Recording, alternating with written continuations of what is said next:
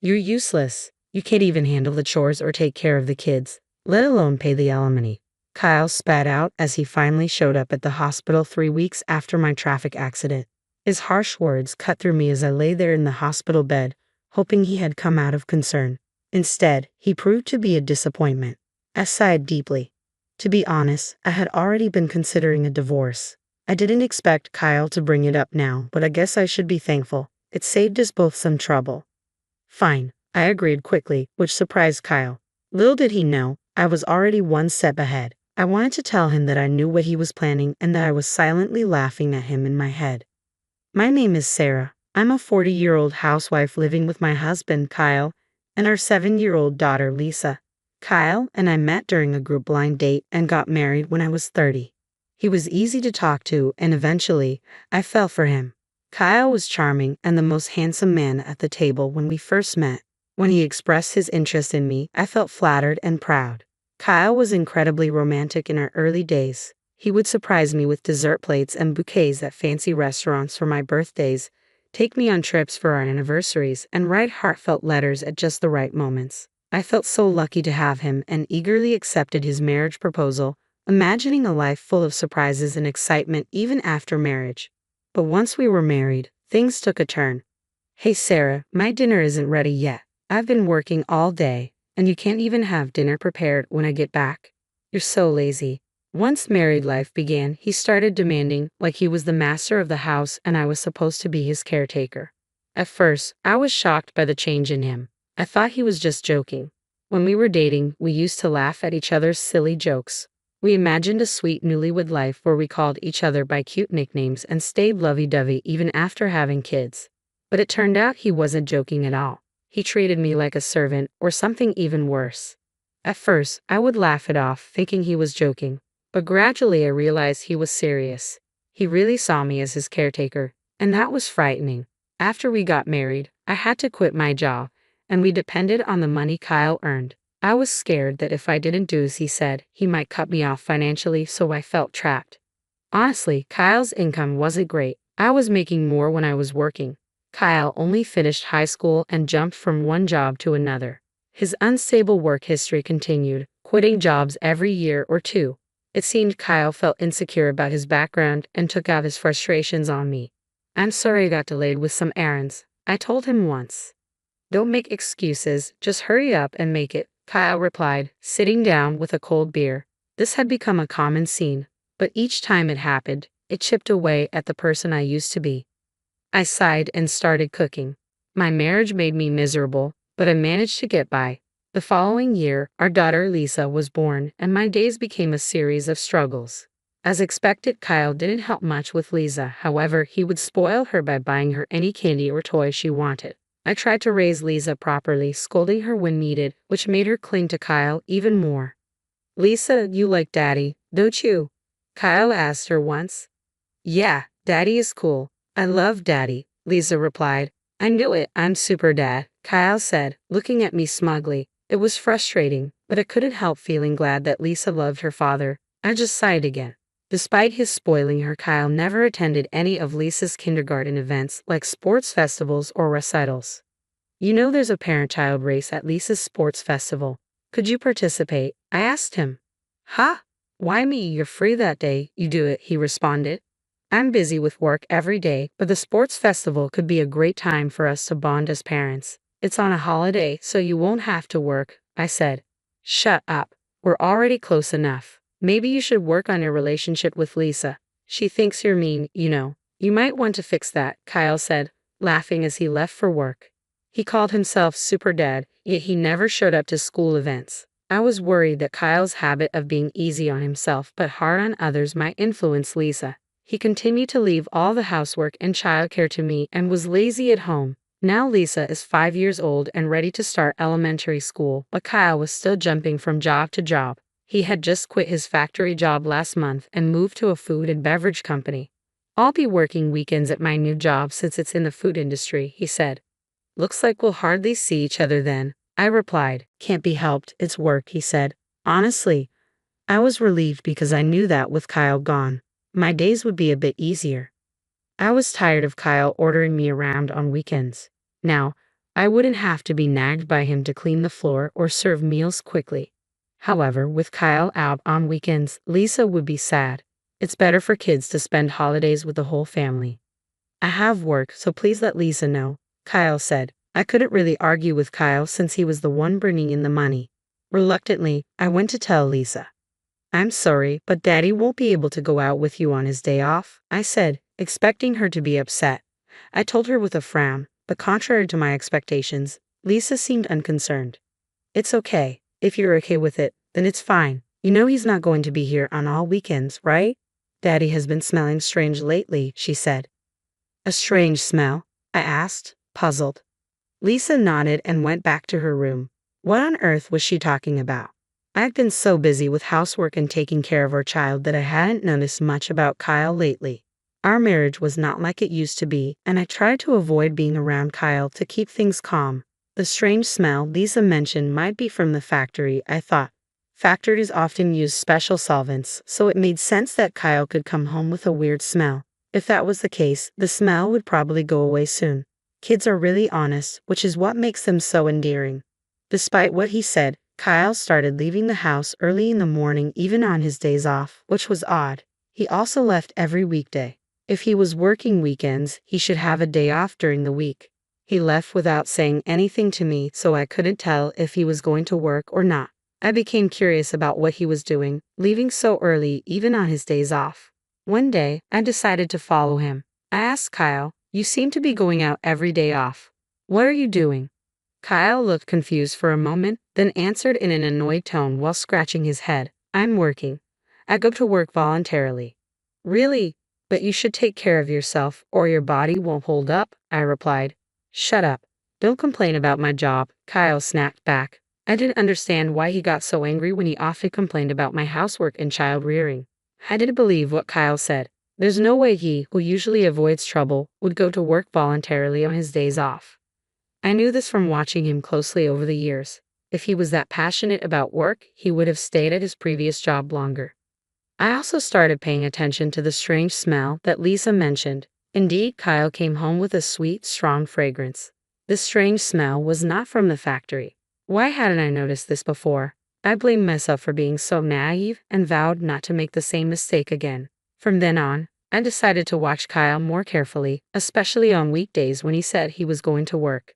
He seemed to wake up an hour earlier than usual and took extra care grooming himself. He appeared to be in a good mood on those days, which vary from week to week, sometimes on a Monday, sometimes on a Thursday. But it was clear that Kyle was happy on those days. One day, when he left the house, I went into his room to look for any clues. I felt like a detective searching the house. Since I always cleaned Kyle's room, I knew it well and didn't feel bad about snooping around. If Kyle had hidden anything, it would be in a place not easily seen. I searched carefully under the desk and bed. Finally, hidden in a candy tin in the closet, I found a bunch of letters. What were these? All the letters were from the same person named Patricia. They had been sent through the mail. The oldest letter was from 4 months ago, and the newest was from yesterday. As I read the letters, I saw phrases like, "I regretted when we broke up, but now I really love you, and I want to go back to the time when I was with you." It sounded like something a lovesick teenager would say. At first, I thought maybe Kyle's ex-girlfriend was sending these letters on her own, but then I read a line that worried me. "I'm glad you like me again. I'm looking forward to our next date." This was from last week. It looked like Kyle was seeing this Patricia. Today, he was definitely up to something. I took photos of the letters with my smartphone as evidence. I thought about taking the letters, but I didn't want to make Kyle suspicious. Even with these letters, I felt I didn't have enough proof. After thinking it over, I decided to hire a private investigator to check on Kyle. 3 weeks later, the investigator gave me the results. He quickly brought photos of Kyle and Patricia close together in the park at night, and even a recording of them saying, "I love you" to each other. I accepted the facts calmly. With solid proof in hand, I went to the municipal office and came back with a divorce form. Now that I knew Kyle was cheating, I had no reason to stay with him. I planned to confront him with the divorce papers the next time something happened. I returned home and let out a deep sigh. I was acting resolute, but honestly, I was heartbroken. I was upset with myself for having married someone as careless as Kyle. I was thinking about resting a bit before making dinner when my phone rang. "Hello?" Yes, Sarah, do you have time to talk? Yes, what's going on? I was surprised to get a call from my father. He usually doesn't call me. Actually, your mother and I were talking yesterday, and we're thinking about transferring our assets to you soon. Ha! What happened? My father ran a company that sold imported goods to Japanese corporations. I was the daughter of a big company president, but I never told Kyle about this. I thought it would make me sound boastful, especially since Kyle jumped from one job to another. We're getting old and thinking about retiring. We thought about keeping the company going but didn't want to push it onto you, our only daughter, so we've decided to step back. I see. I felt guilty about not taking over the company, but my parents respected my decision and had planned for the future. I was deeply touched by their thoughtfulness. We're thinking of handing over our assets to you. Our total wealth is $17 million, but we're fine with just $3 million. We've decided to give you the remaining $15 million. $15 million? I was shocked. That was more money than I could ever imagine earning in my lifetime. Yes, there will probably be inheritance tax, but you'll still have plenty left. You won't have to worry about living expenses for the rest of your life, Dad said. Thank you. I expressed my deepest gratitude to my father and mother and hung up. Soon, $17 million would be coming my way. With that money, I wouldn't have any worries, even if I divorced Kyle. No offense to him, but he probably couldn't earn that much. I felt relieved and was in a daze for a while. Glancing at the clock, it was 6:00 p.m. I realized I needed to make dinner and check the fridge, but there were no groceries left. I got ready to go shopping at the supermarket. My heart was light, but I also felt a sense of urgency that Kyle might come home soon. As I was hurrying across the last crosswalk to the supermarket, the light turned green. Watch out, someone yelled, but it was too late. My body was already in the air, and then I hit the ground hard. The sharp pain shot through my head, and without understanding what had happened, I lost consciousness. When I woke up, I was lying on a hospital bed. The first thing I saw when I opened my eyes were my parents and Lisa. Sarah, thank goodness, Mom said. Lisa was crying next to me. I gently stroked her head. You were hit by a car and broke both legs. They say it will take 5 months to fully recover.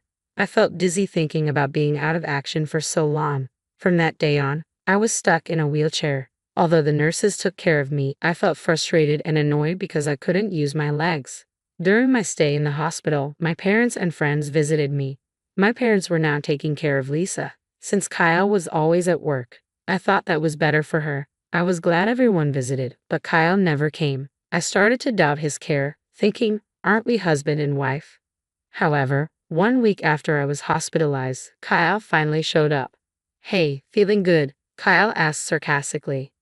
Yeah, man, it's a mess at home without me, I replied lightly. Kyle always complained about my housework. As soon as he spoke, showing no empathy, I sighed. I had thought he would be at least a little worried about me. What can I do? I was in a car accident. I snapped back when Kyle looked at me with disdain and said, You're useless if you can't do housework or take care of the child. That's the worst. And you should pay alimony. He said such horrible things to his hospitalized wife. Initially, I had hoped Kyle came to visit out of concern, but he was still disappointing. I sighed deeply. Honestly, I had been thinking about getting a divorce myself. I hadn't expected Kyle to bring up divorce today, but it saved me the trouble of arguing. Sure, I said, and Kyle looked surprised when I agreed. Unfortunately, I know what you're up to, I wanted to say, laughing inside. Instead, I pulled out a filled-in divorce form from a bag my mother had brought and held it in front of Kyle's face. You already had this. Kyle was briefly confused, his eyes wide, but then he took the divorce notice from me and filled in his name and address right there. I felt relieved, knowing I wouldn't have to see Kyle's face ever again. I wanted to tell him the feeling was mutual, but I just watched him leave silently. Probably Kyle will remarry Patricia after the divorce. I don't know what kind of woman Patricia is, but it's sad to think she's going to marry someone as controlling and unpleasant as Kyle. I thought to myself. I felt a bit guilty about Lisa, but deciding to leave was something I had thought about for a long time. I promised myself I would take good care of Lisa. A month after Kyle left, my life was peaceful. The time without my husband nagging me felt like heaven. I was released from the hospital and started physical therapy. I decided to stay at my parents' house until my leg healed. My parents were angry at Kyle when they learned about the divorce, but they stopped pressing the issue when I told them I wanted to forget about him. Lisa doesn't seem lonely even without her father around and is going to elementary school happily, I observed. In the end, Lisa also noticed Kyle's domineering behavior and probably didn't see him as a father anymore. I was convinced that divorcing Kyle was the right decision, but one afternoon I got a call on my mobile phone. I ignored it when I saw Kyle's name, but the phone kept ringing nonstop. Eventually, I answered the call. "Hey Sarah, when are you coming back?" Kyle's words made no sense to me, and he sounded like he was about to start yelling. "What do you mean coming back? You're married to Patricia, didn't you?" I replied. When I mentioned Patricia's name, Kyle sounded surprised and exclaimed, "How do you know that? Did you think I didn't know you cheated? That's why I asked for alimony." "Yes, that's right, but alimony and child support, I can't pay that. Why do I have to pay alimony anyway? You, who never did the housework, should be the one to pay," Kyle argued.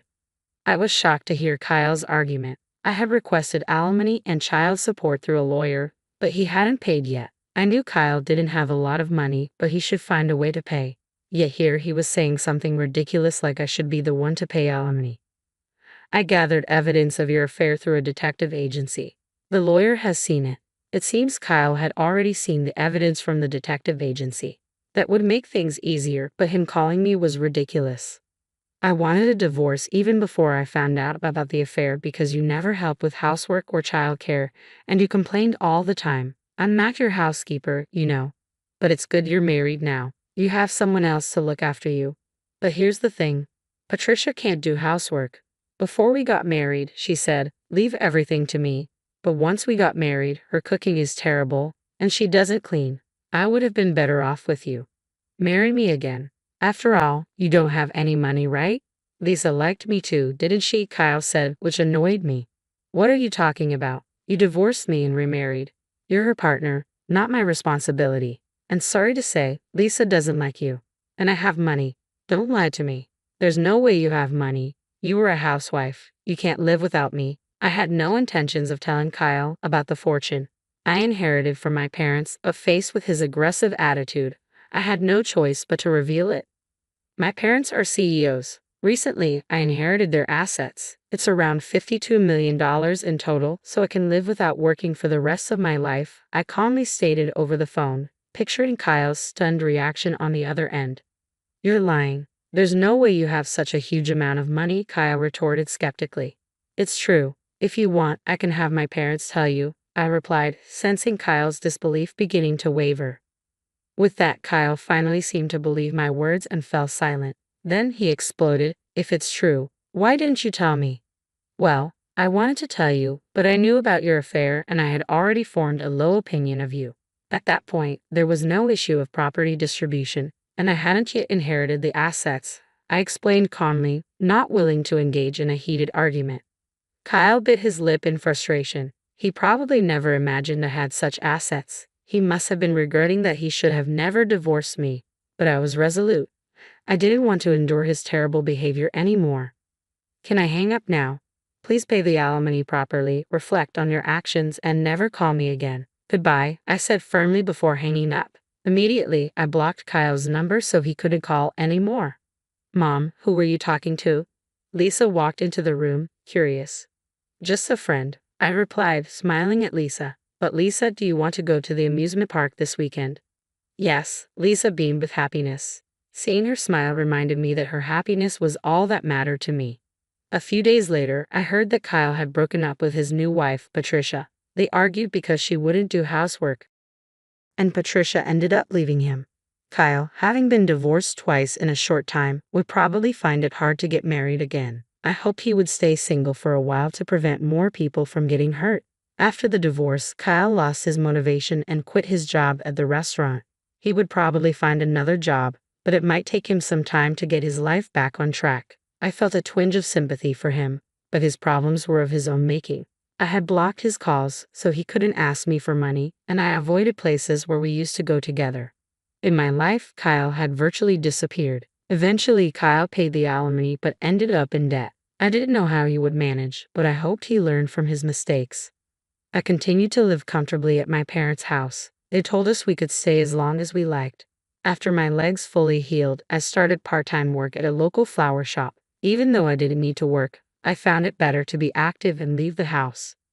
I worked hard on weekdays and spent weekends having fun with Lisa and my parents. I found more joy in life than before and wanted to keep living happily with the people I loved. I cherished these happy moments, especially when I saw Lisa's smile.